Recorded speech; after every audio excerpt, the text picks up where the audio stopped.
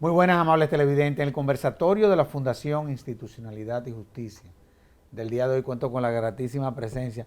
Tú eres ya un invitado sempiterno a la Fundación de Andri Matilla. En nombre de la Fundación, una vez más, Andri, te agradezco el que haya correspondido. En el marco de este Foro Iberoamericano de Derecho Administrativo, en donde hemos podido reunir a más de 60 de los maestros de Iberoamérica en la materia. Así que te agradezco en esta ocasión que una vez más tú hayas correspondido a la invitación del conversatorio de la FINJUS. No, el agradecido soy yo porque además, si vengo aquí es porque FINJUS siempre me abre las puertas con el mayor de los agrados y eso me honra mucho. Por lo tanto, yo soy el honrado en estar aquí en este espacio y por supuesto en el marco de la FINJUS, que tan prestigiosa institución es y que uno no duda nunca en responderle. Muchísimas gracias. Bueno, tenemos que hablar de la jurisdicción contenciosa administrativa. Cuando tú hablas de la jurisdicción contenciosa administrativa, ciertamente es una jurisdicción especializada, pero ¿de qué es de lo que se trata? O sea, ¿qué la distingue de las demás? Bueno, la jurisdicción contenciosa administrativa es básicamente un mecanismo de control de la administración pública. Originariamente fue un mecanismo de control de la administración pública, aunque la vida nos ha ido evolucionando hacia una vis de control, pero también un mecanismo para deducir pretensiones contra la administración o frente a la administración en un contexto determinado. El nombre carga un poco con los orígenes, ¿no? En el derecho administrativo francés, porque la solución de los conflictos contra la administración pública originalmente estaba residenciada en un camino diferente al de los tribunales ordinarios. Por lo tanto, había un principio de dualidad de jurisdicciones que hacía que la jurisdicción contencioso-administrativa, que le llamaron en aquel momento y el nombre ha quedado, pues estuviera residenciada en otro lugar que no era el sistema de tribunales ordinarios, en el caso francés. Y bueno, así ha quedado en el contexto, aunque muchos países han seguido el sistema de unidad de jurisdicción, es decir, colocar la solución de los conflictos administrativos dentro del Poder Judicial o dentro de estructura de carácter judicial, y se ha perdido un poco esa idea de jurisdicción contencioso administrativa para ser un elemento más dentro de esa jurisdicción más general. Pero de eso se habla precisamente, de órganos jurisdiccionales especializados en el conocimiento técnico de la vida para resolver conflictos, determinados conflictos frente a la administración o, mejor dicho, en el marco del tráfico jurídico administrativo. Ahora, cuando tú te vas a Francia, y tú lo mencionaste, en Francia hay un Consejo de Estado. En Francia, desde el punto de vista de lo que es su estructura constitucional, la justicia viene siendo como un órgano administrativo, no es como en el caso de países como los nuestros, en donde la justicia entra dentro de lo que es la lógica del poder. ¿Cómo tú manejar esa lógica francesa versus la lógica, te diría, contemporánea? Mira, aquí hay dos cosas que es importante no perder de vista. Una, las contextualizaciones necesarias en los ámbitos culturales e históricos. O sea, no se pueden traspolar instituciones así como así porque en un lugar funcionan a otro país, porque hay condicionantes históricas y culturales que lo marcan. Es el caso, por ejemplo, del modelo francés. El modelo francés responde a determinadas coyunturas y necesidades de construcción de un régimen administrativo a partir del triunfo de la Revolución Francesa y sobre todo en la era napoleónica, que les ha funcionado muy bien porque realmente nadie duda que el Consejo de Estado francés, aunque no es un órgano judicial, sí jurisdiccional, porque tiene una sección en materia de contencioso administrativo, aunque no todo lo que hace es resolver conflictos en última instancia contra la administración, también tiene otras competencias, otras funciones diferentes, que no están alejadas de la lógica del poder. Sin embargo, ellos encontraron una estructura diferente a los tribunales que pudieran resolver esos conflictos, que debieran resolver esos conflictos. Y en nuestro caso, bueno, venimos de una lógica, digo nuestro caso porque me incluyo también como país, Cuba, en esa lógica más judicialista, que han asumido la solución de los conflictos en el marco del funcionamiento ordinario de los tribunales. Y lo importante es la funcionalidad. Siempre que funcione, no importa la estructura donde esté colocada, aun cuando quizás de modo más inicial uno piense que el Consejo de Estado francés puede haber visto su imparcialidad puesta en duda. Para nada. Es un órgano imparcial que resuelve y ha sido el gran artífice de las soluciones en justicia, por lo menos en ese país, que ha servido como modelo, no a lo mejor en lo formal, pero sí en lo material, muchas de sus soluciones para otros países. Y en el caso de Colombia, El caso de Colombia sigue un modelo similar originariamente, aunque no es exactamente lo mismo.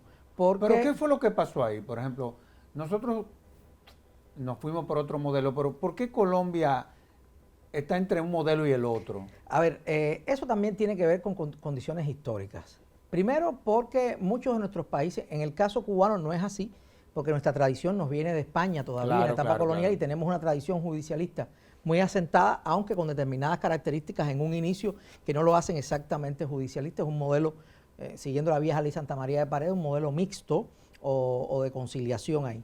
Pero el caso colombiano tiene que ver precisamente con los orígenes y la construcción del modelo de derecho administrativo, el régimen de derecho administrativo en Colombia, que miró a Francia con algunas adecuaciones, porque es cierto que hay un Consejo de Estado, pero está residenciado, según la Constitución colombiana, no en una estructura del Poder Ejecutivo, sino dentro del marco del universo judicial de ese país, pero con determinado posicionamiento institucional diferenciado.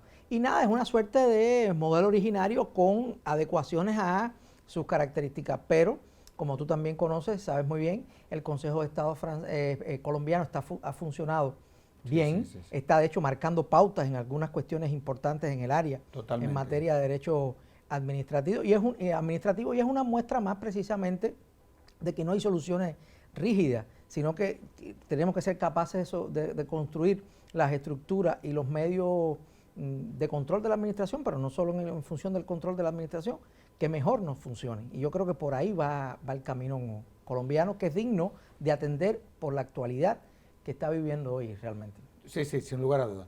El caso cubano se asemeja al de la República Dominicana, es decir, la jurisdicción contenciosa administrativa opera desde el Poder Judicial. Sí. Nosotros realmente desde 1899, wow. Cuando inmediatamente que Cuba deja de ser colonia de España, y aprovechando el periodo de protectorado o de gubernatura militar que tuvo Estados Unidos sobre Cuba, pues se articula definitivamente un sistema judicialista de unidad de jurisdicción, además. Es decir, residencia en el contencioso administrativo. Originariamente era solo en una única sala que conocía de todo. Claro, eso fue un primer momento muy incipiente y después se fue construyendo. Y la característica cubana es, sobre todas las cosas, que existe una sala especializada a nivel de provincia y a nivel de Tribunal Supremo, tribunales provinciales populares y el Tribunal Supremo Popular, pero curiosamente no es una sala especializada o independiente, sino que está unida con la sala de lo civil. Por eso se llaman salas de lo civil y lo contencioso administrativo. Aunque los jueces, que son los mismos, resuelven por regímenes jurídicos diferentes. Los conflictos civiles en materia de derecho civil y los conflictos administrativos en materia de derecho administrativo, contencioso administrativo. Déjame hacerte una pregunta, un tanto como para que los televidentes entiendan la lógica del tema que estamos tratando. Vamos al derecho administrativo. Porque quizá comenzamos con ya los mecanismos que desde el Estado se diseñan para poder garantizar el éxito de esa área del derecho. Cuando tú hablas del derecho administrativo, independientemente que sea una rama del derecho público, ¿de qué es de lo que se trata el derecho administrativo? Mira, eso es un universo bien complejo. A veces es difícil de explicar, aunque para los que trabajamos en la materia nos parezca sencillo. Incluso los propios juristas, precisamente por el nivel de complejidad, valga la reiteración que tiene. Pero es fundamentalmente, estamos hablando de un subsistema jurídico, es decir, una rama del derecho, un complejo ordenador, que tiene por objeto el tráfico jurídico administrativo. Esto es la organización y el funcionamiento de la administración pública como fenómeno organizado, valga la reiteración, y también las relaciones que se derivan del funcionamiento administrativo, ya sea no solo realizado por la administración pública, sino por otros actores que se colocan a partir de determinado de relación habilitante al respecto en el marco de ese ejercicio. Es decir, es un derecho no especial, porque ya hoy no se ve como un derecho propiamente especial, pero sí tiene que ver con un marco jurídico muy específico en el orden de las relaciones del poder público, o sea, del poder administrativo en definitiva, con todo lo que eso puede abarcar al día de hoy. Cuando tú hablas, por ejemplo, de derecho público, no hay duda de que lo primero que te viene a la mente es el derecho constitucional.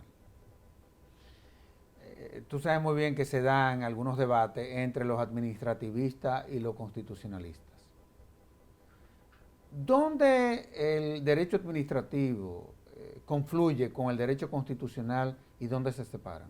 Mira, esa es una pregunta interesante precisamente porque la evolución de las últimas décadas ha ido acercando muchas perspectivas. Hay que entender que el derecho constitucional es el derecho que regula la estructuración más general de los estados, hoy del poder en definitiva, del poder organizado en un marco territorial, en el marco de una comunidad, y además los principios de desarrollo político jurídico de esa comunidad con todo lo que esto puede abarcar.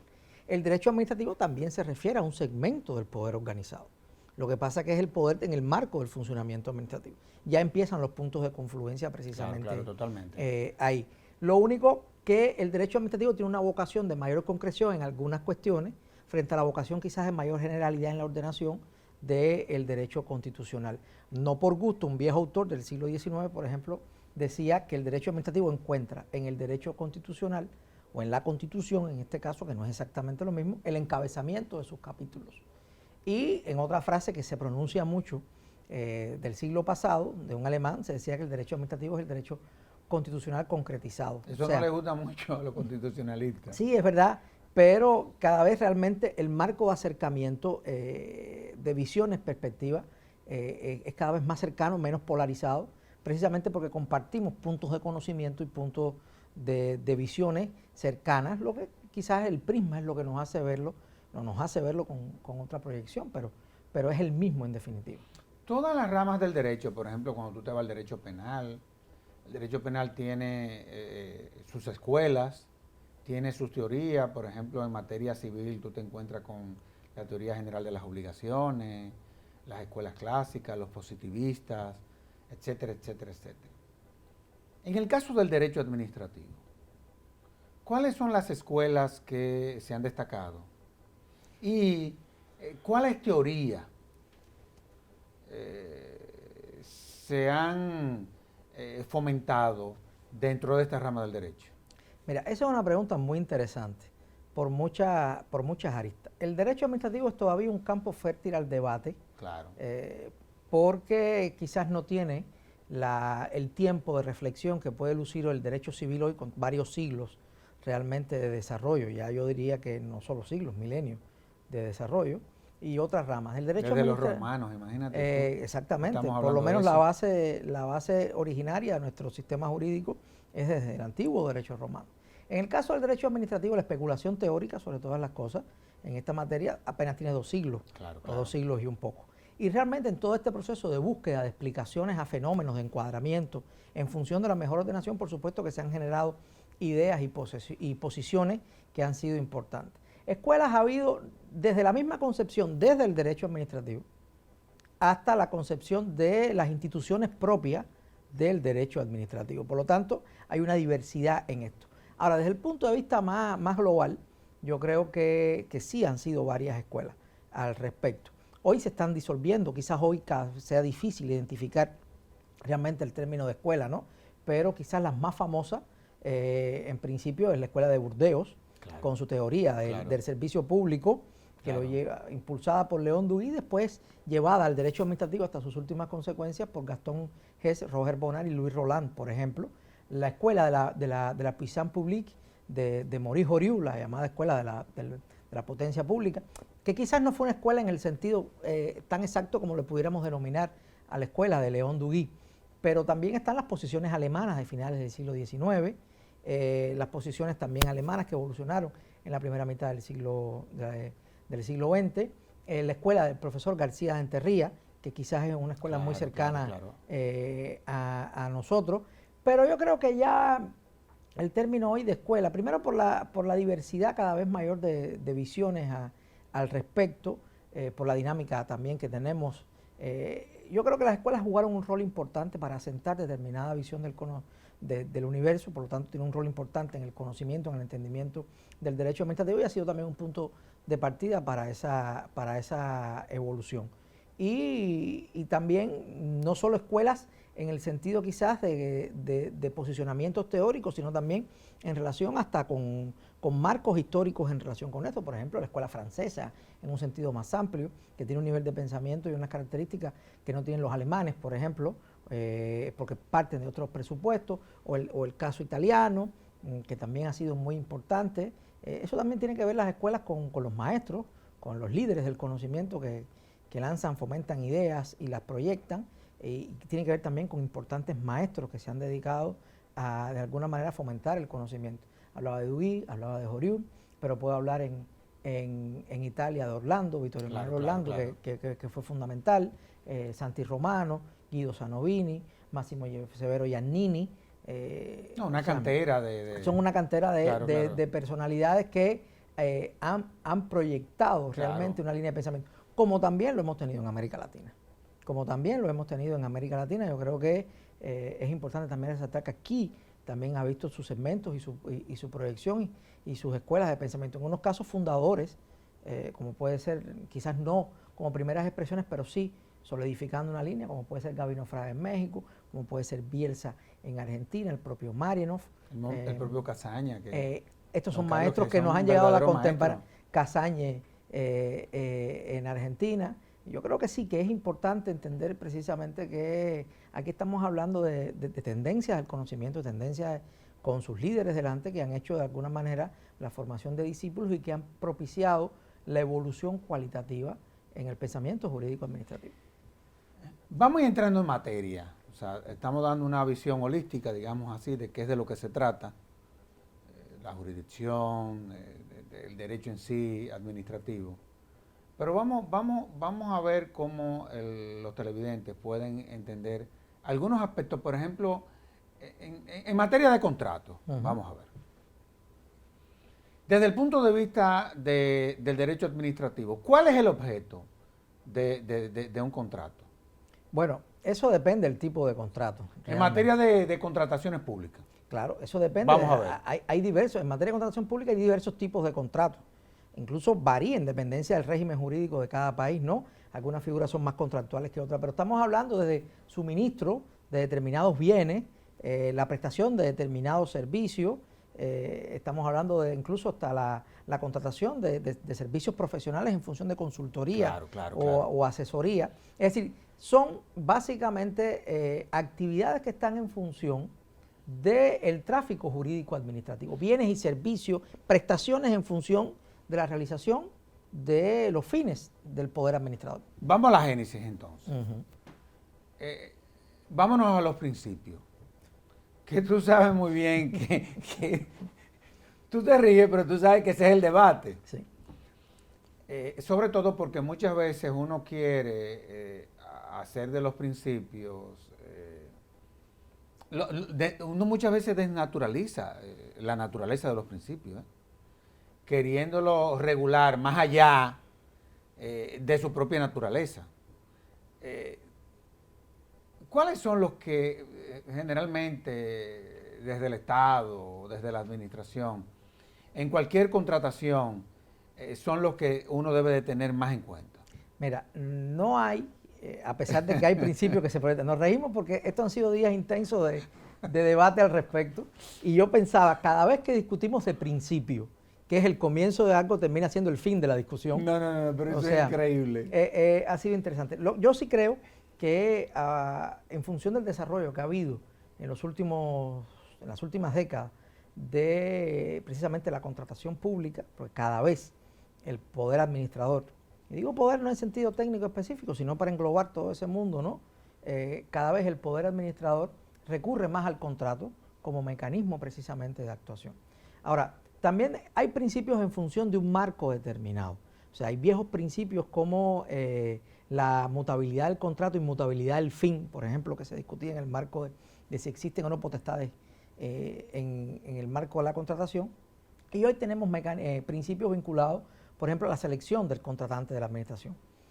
Estamos hablando de mecanismos, de principios que incluso dependen también en función de qué se proyecte. Si son mecanismos para propiciar concurrencia, hoy se habla de publicidad, se habla de transparencia, se habla de principio de igualdad, principio de concurrencia, pero en la fase de ejecución, bueno, también hay principios vinculados al procedimiento administrativo, porque no hay que dejar de lado la perspectiva que hay que exigirle a la administración eficacia, eficiencia, objetividad, proporcionalidad en todas estas actuaciones, celeridad en todas estas actuaciones, pero también tenemos otros principios más generales del derecho, pero que conectan directamente con el mundo administrativo también, como la buena fe, que tiene que ver no solo con la ejecución del contrato, también tiene que ver, o sea, hoy de alguna manera las legislaciones han buscado positivar un catálogo de estos principios para tener una mayor claridad de los objetivos hacia los cuales, y también de los fines, hacia los cuales se protege o que se busca con esta contratación.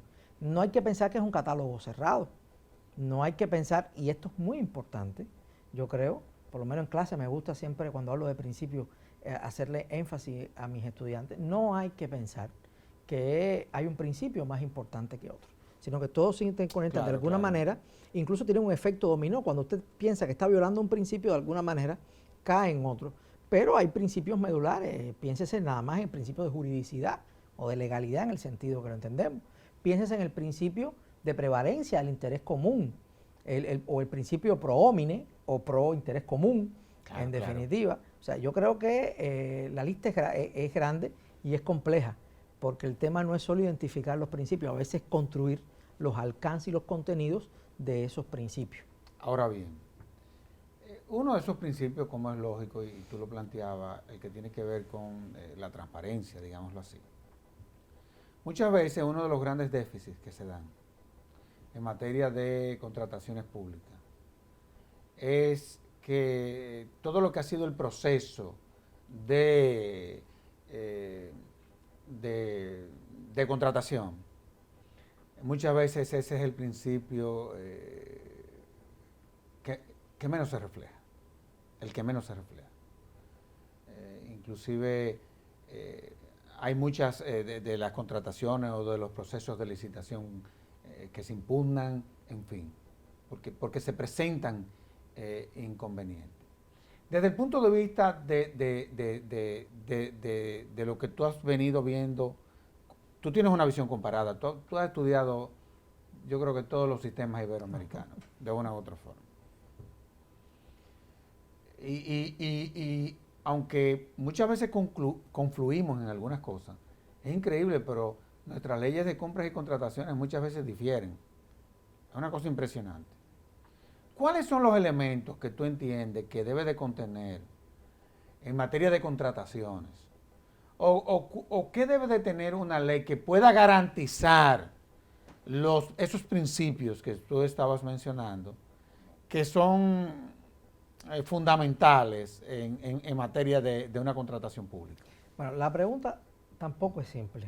Por muchas cosas, yo creo que lo que hay que dejar claro primero es que el campo de la contratación pública, por el volumen económico que mueve, es un campo fértil a la corrupción, o por lo menos, el campo del poder, en definitiva, es fértil para la corrupción.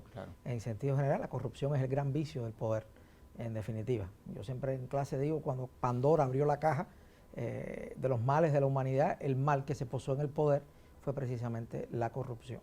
Ahora, hay que pensar también que buenas leyes solo, cuando tenemos buenas leyes, a veces no tenemos buenas leyes, en materia de contratación buscando precisamente evitar la corrupción, buenas leyes no son el único respaldo o la única garantía real, porque las leyes en definitiva son decisiones y las decisiones por sí, o declaraciones, por ponerlo de alguna manera, mandatos, pero los mandatos por sí mismos no tienen la eficacia correspondiente. Hay que crear todo un ambiente, todo un universo de medios para garantizar los sistemas de controles adecuados, mecanismos para proveer transparencia, participación, que en estos días se ha hablado bastante de esos temas. Ahora, yo creo que lo primero que tiene que tener una ley de contrataciones en función precisamente de todo esto, hay elementos explícitos y otros que están detrás de todo esto. Primero, ¿cuál es el objetivo real al que responde la ley? Pues si usted no tiene claro que su objetivo es acorralar la corrupción, porque además la corrupción es una especie de cáncer. O sea, usted no se va a librar nunca de la corrupción porque es una desviación del espíritu humano. Lo que tiene es que tratar de alguna manera de acorralarla y que eso no se convierta en un mal para la sociedad, que es otra cosa. Yo no soy de los que piensa demasiado optimista que podemos acabar contra la corrupción. Pero podemos diseñar tratamientos. Eso te iba a decir. La corrupción se trata y se puede convertir, que es la idea, llevarlo hacia un mal que no tenga las consecuencias de resonancia que puedan convertir en bastante disfuncional una colectividad en función de esto. Ahora, yo sí creo que hay que ir buscando mecanismos en función de la mayor transparencia posible. La publicidad también es un antídoto, la participación, mecanismos de control. Hay ad intra, es decir, dentro de todos estos procedimientos, pero también extraños al propio procedimiento de adjudicación. Yo creo que hay que exigirle cada vez mayor responsabilidad a los servidores públicos en estos procesos, mayor conciencia, mayor claridad de la función que tienen que realizar en este sentido, exigirle incluso cada vez más mayores competencias intelectuales, no es que no las tengan, pero en esto nunca es suficiente, en función de enfrentar un proceso de negociación que en última instancia no responde a determinados intereses personales o de grupo, sino que responde a los intereses de una colectividad. Tú no puedes tener, por ejemplo, un comité de licitación que no maneje los componentes técnicos de una licitación. ¿Eso es imposible? O no puede tener un comité de licitación que no tenga todos los expertos claro, que tiene que llevar un comité de licitación. Como tampoco debe tener un comité de licitación que quien lo dirija es el que preside la institución y que los demás miembros sean sus subalternos. Eso son cosas. Son cosas, claro. Totalmente irracionales. Exactamente. O un miembro de un comité que no tenga la experticia aprobada, porque pero definitivamente además que no. No son mecanismos para venir a aprender. O sea, hay esferas del poder público donde no se va a aprender. Al contrario, se exige una experiencia de conocimiento. Claro. Yo siempre también me gusta decir que muchas veces el funcionario público no tiene el derecho a equivocarse. Porque cuando se equivoca, no se equivoca para sí, sino que para la colectividad. Se equivoca para la colectividad. Entonces, yo creo que muchas de esas cosas son importantes de entender a la hora de configurar un marco jurídico, no solo de ordenación, sino también un marco jurídico operativo. Ahora, vámonos a lo que en toda ley se denominan los pliegos de condiciones, que es donde se establecen las especificaciones técnicas, en fin, cuáles son los elementos que deberán de tener los licitantes, como para poder diseñar una propuesta que llene los requisitos que la propia licitación a través de su pliego de condiciones exige. ¿Qué debe de tener un pliego de condiciones como para que no se generen confusiones? Muchas veces, y tú lo sabes, que las trampas están precisamente en cómo se condicionan una serie, por ejemplo, de especificaciones técnicas, digámoslo así, para que eventualmente quien resulte ser la adjudicataria, previamente se sepa quién va a ser. Eso es así. ¿Cómo no poder evitar ese asunto? Porque hay cosas que son tan evidentes que lo que hay que ya poner el cadáver sobre la mesa y ver de qué forma uno hace un diagnóstico, un pronóstico y el tratamiento entonces. Es que eso conecta con la respuesta anterior. Primero porque la naturaleza de los pliegos, hay que verlo, algunos lo califican como de naturaleza normativa, otros como un tipo de acto, bueno, eso no voy a entrar en una discusión con ese carácter, pero definitivamente en los pliegos de condiciones ahí se condensa las condiciones, el nombre lo dice, las condiciones que emite la administración en función de esa, y de alguna manera también las condiciones para otorgar la propuesta, o por lo menos para presentar la propuesta. Yo creo que se conecta con la respuesta anterior. Primero hay un proceso consciente y saber quién participa en esos pliegos de condiciones. Saber que lo que se pone en un pliego de condiciones tiene que ser algo claro, preciso, no jugar a favor con la ambigüedad o por lo menos con la oscuridad para resolver o para favorecer. Yo creo que es un proceso consciente y volvemos atrás. Y que participen todos los expertos que deben participar en esa cuestión. A veces pasa que los pliegos de condiciones, por ejemplo, no participan juristas en su elaboración. No. Participan técnicos en la materia que sea, dependencia de lo que se vaya a licitar. Pero hay que saber que el técnico no es jurista y el jurista le provee un acabado y además sabe que la experiencia, por lo menos la poca experiencia, digo poca porque realmente es poca, todavía soy muy joven en este mundo y me falta mucho por ver y aprender, pero la poca experiencia que me da esto me dice que a veces no siempre el jurista acompaña a estos procesos en la función que debe hacer, que no es de un censor, sino de encauzar jurídicamente para lograr un producto terminado y lo mejor adecuado posible a derecho de esta elaboración. Entonces yo creo que por ahí van estos temas. Y lo otro yo creo que también tiene que ver un poco, también te reitero que se hablaba de participación. O sea, también hay que escuchar quizás a los destinatarios en última instancia de eso, buscar un mecanismo, no sé cuál sería, pero de escucharlos previamente a los procesos de elaboración, porque eso lograría acercar más el producto final a los destinatarios, que es la colectividad en definitiva. ¿Quiénes deben de participar en un proceso de licitación? Te hago la pregunta. Porque tú sabes que la función pública no es compatible con muchas actividades. Por ejemplo, la función pública puede ser compatible, por ejemplo, con la academia y con cosas muy específicas. Un tanto para contribuir con su profesionalización, un tanto como para que no se contamine, en fin. Por ejemplo, la ley de compras y contrataciones nuestra, no estamos diciendo nada nuevo, estamos tratando de buscarle respuestas o soluciones a distorsiones que nos hemos dado cuenta en la medida en que comenzamos a implementar la legislación. Las leyes son hipótesis de trabajo, tú lo sabes, y en la medida en que uno la va implementando, uno se da cuenta lo que hay que modificarle y lo que funciona y lo que no funciona. Por ejemplo, nosotros tenemos una ley que permite que gente ligada a la administración pueda participar en procesos de licitación. Y eso ha traído muchos inconvenientes. Las legislaciones en países del área prohíben que gente, por ejemplo, funcionarios, digo porque aquí vamos a tener que explicar esto desde el punto de vista académico, quizás, o desde el punto de vista de una visión comparada. ¿Es posible que una gente ligada a la administración pueda participar en un proceso de licitación en el Estado? Te pregunto. Bueno, hay dos maneras de manejar la posibilidad. Una posibilidad que digamos... Que renuncie de la administración puede ser una. Un ámbito deontológico, o sea, lo que debería ser, y hay un plano que es el ontológico, que es lo que es en ocasiones. En principio, se trata precisamente de proteger no solo al funcionario, sino de proteger el ejercicio mismo de la función y sus fines. Pero claro, de por Dios. Buscar o establecer las incompatibilidades, como tú mismo hablabas, de la función pública. Quien ejerce función pública está inhabilitado mientras esté en ese ejercicio, es decir, hace incompatible para el ejercicio de otro tipo de actividades que puedan en algún momento generar un conflicto con sus objetivos funcionales en el marco de la administración pública. Y yo creo que queda claro, por lo menos desde el punto de vista del buen hacer administrativo, que un funcionario público no deba beneficiarse en lo individual, porque en definitiva el contratista de la administración viene a colaborar con la administración, pero buscando un beneficio económico. No puede pensarse que viene de modo altruista o filantrópico al negocio, porque están haciendo un negocio. Entonces yo pienso que precisamente para evitar toda esa transparencia, incluso los objetivos mismos de un procedimiento licitador, porque es muy difícil que tú, si participas en una mesa de contratación, en un comité de selección, y estás vinculado a una de las ofertas de algún modo, pues es muy difícil que tú seas imparcial a la hora de decidir.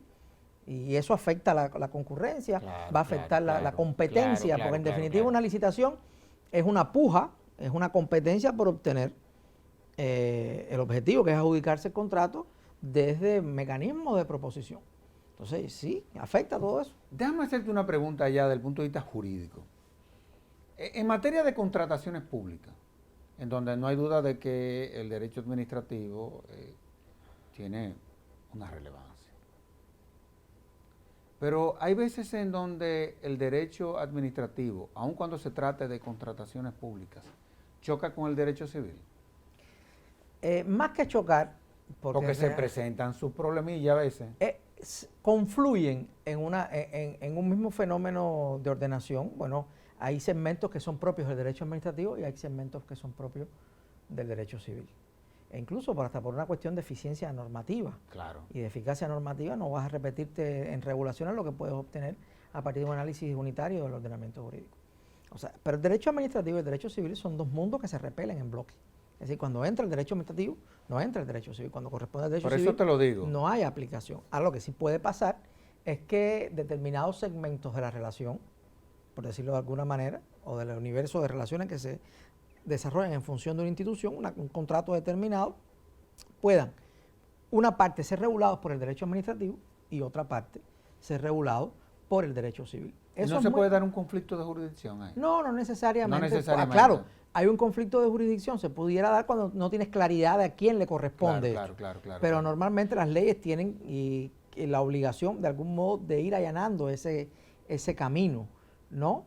pero normalmente no tienen por qué, porque realmente, salvo en algunas zonas que son bastante nebulosas en función de de una regulación, queda claro, o siempre tiende a quedar claro, cuándo corresponde la intervención administrativa en el conflicto o cuándo corresponde la intervención civil en esa materia.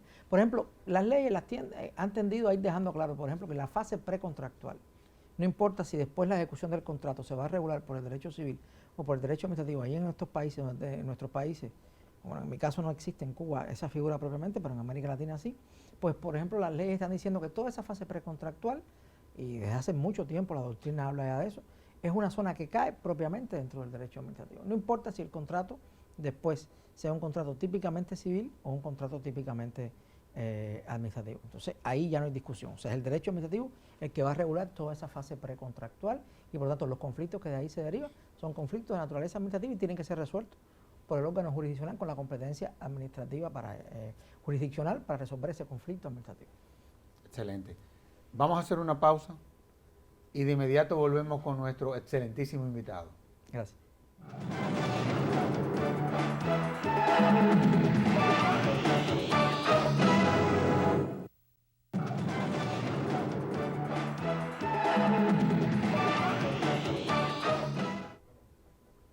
Andri, tú has hablado mucho en el ámbito del derecho administrativo, como una especie como de subsistema jurídico.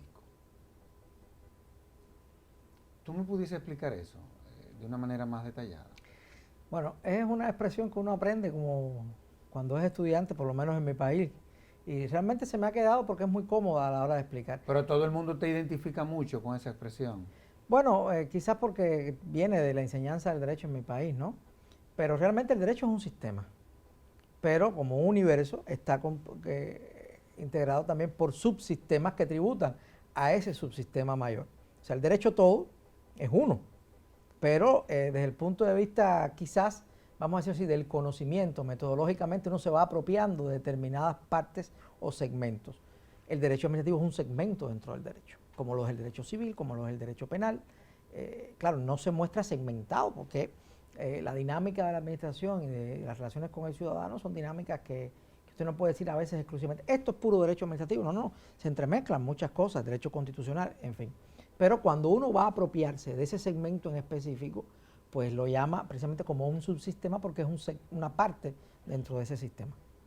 Y por ejemplo, la jurisdicción contenciosa administrativa, ¿qué impacto ha producido en el derecho administrativo? Mira, hay una frase de Gustav Radbruch, uno de los grandes filósofos teóricos del derecho alemán de principios del siglo XX, que yo siempre la convoco en clase para explicar cuando empiezo a hablar del tema del contencioso. Y él dijo, no se puso la última piedra del Estado de Derecho hasta que no apareció la jurisdicción claro, alemanes no tenían exactamente como el francés, pero de alguna manera la jurisdicción administrativa. ¿Esto qué quiere decir? Que es un mecanismo importante de garantía y de cierre.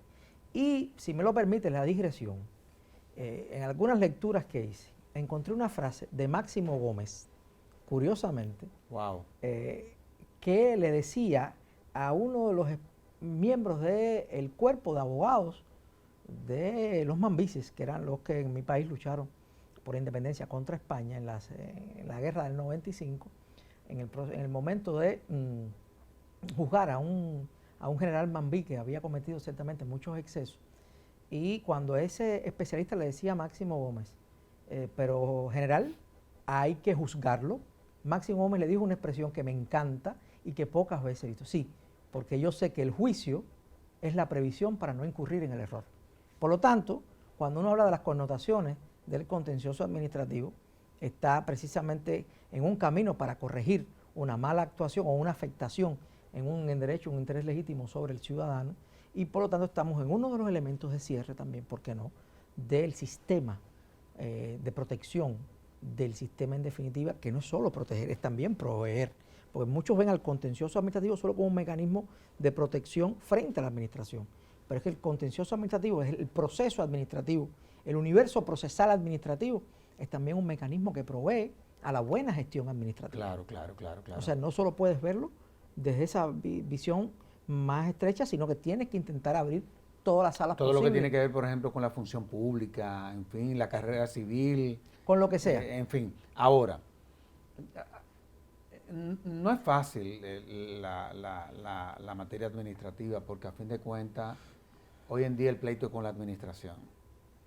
Cuando tú te pones a ver, por ejemplo, los casos que se le someten al sistema de justicia, una de las jurisdicciones que va increciendo es la jurisdicción contenciosa administrativa. Ya los empresarios generalmente terminan conciliando, muchos de los casos se transan, en fin. Sin embargo, el génesis, sobre todo de la jurisdicción contenciosa administrativa, no deja de tener ciertos matices del poder político. Y me explico. Totalmente, sí. Y me explico.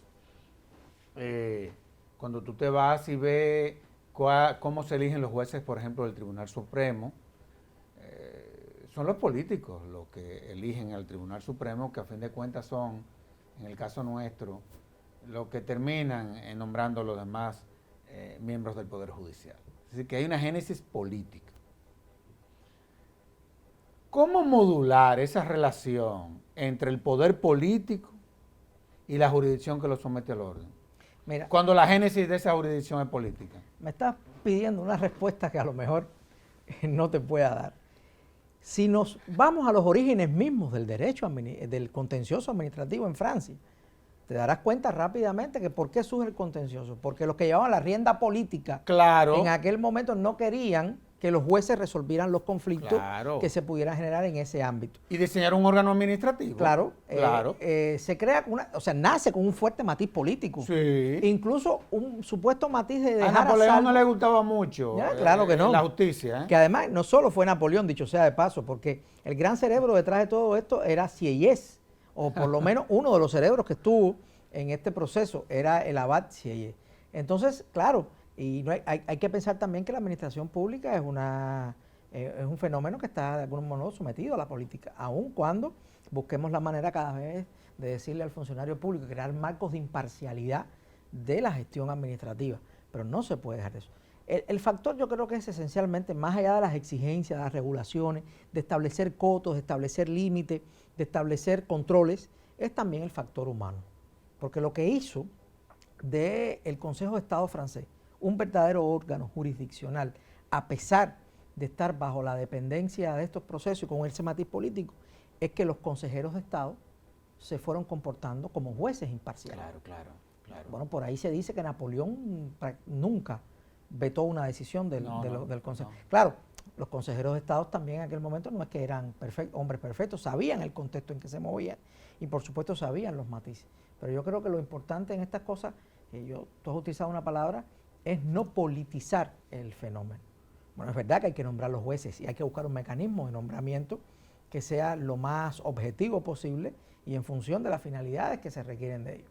Pero también hay que pensar que hay que hacerlo de una manera tal que los jueces realmente tengan el ambiente adecuado para desarrollar. La politización es compleja. Es muy compleja. Por ejemplo, en un proceso de licitación, en donde uno de los que participó en ese proceso demanda la nulidad de la licitación ante la jurisdicción contenciosa administrativa. Sin embargo, hay un interés, digamos que nacional, por no decir político, en que se construya una determinada obra, carretera, en fin, y se da ese conflicto. Oye, es muy difícil para un juez de la jurisdicción administrativa, sabiendo cuál es su génesis, darle una respuesta adecuada a lo que se le somete. Por eso es que hay que crear un ambiente para ese juez de garantía, porque el juez debe someterse a la ley y al derecho, en definitiva, nada más. No puede quedar preso, y eso es uno quizás de los grandes vicios de algunos países todavía en estos temas. El juez debe tener una posición que realmente no basta solo con la moralidad, no basta solo con que el juez tenga un conocimiento cabal de su función y a lo que se debe. tú tienes que proveerle también de un ámbito jurídico que garantice que él pueda desarrollar imparcialmente su función. Y eso es a veces lo que nos falta en algunos países, ¿no? La posibilidad de proveer esa imparcialidad en definitiva. Porque además hay que pensar que el juez no hace o no debe hacer valoraciones políticas, porque la función del juez no es esa. La función del juez... Además, un tercero imparcial, en principio. En principio, y su función es hacer valoraciones en el marco del derecho. Claro, totalmente. Si el conflicto, ¿cómo se resuelve el conflicto? En función del derecho, aun cuando haya un elemento político que haya que valorar de algún modo. Porque va a ser muy difícil que un juez de lo contencioso administrativo en grandes conflictos que se vinculan con mayor intensidad al interés general, dentro de la vida administrativa, hay conflictos que tienen mucho más que ver, incluso frisan con una arista política, pues pueda resolverlo en un ambiente paradisiaco y no, es complejo. Y además hay otro componente.